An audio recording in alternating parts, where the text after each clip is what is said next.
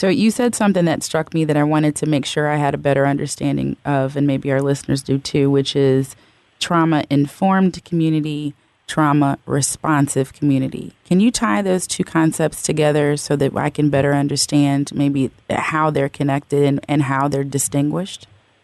Sure. Well, to me, a trauma-informed community is a community that understands the connections between behaviors and trauma, very basically, between challenges within a city or a neighborhood or a family and trauma, and becoming aware of how to properly react, respond, interact through that lens. A trauma-responsive community, to me, is the next step because, we were thinking, well, so if everybody in our city is trauma-informed and they all know this, really, what's the difference? I mean, so everybody knows that. Well, that's great, but there has to be a next step after that, after the awareness is raised and people understand and get it. Then we need to be able to creatively respond to that as our unique talents and gifts allow and guide us, basically.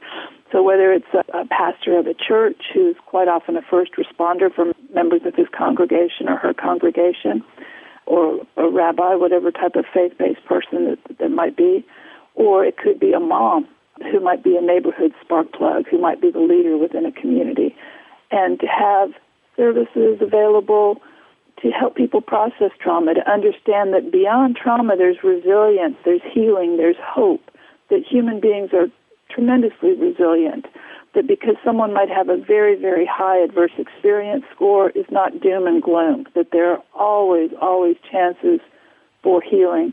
And if we can do this as a community, the chances are much, much greater. So trauma-responsive community is to have our school, the different agencies and the police department and fire rescue and city government to all being able to offer solutions to address trauma. Right, to be prepared to know what to do and not be reactive but proactive because the baseline understanding is common.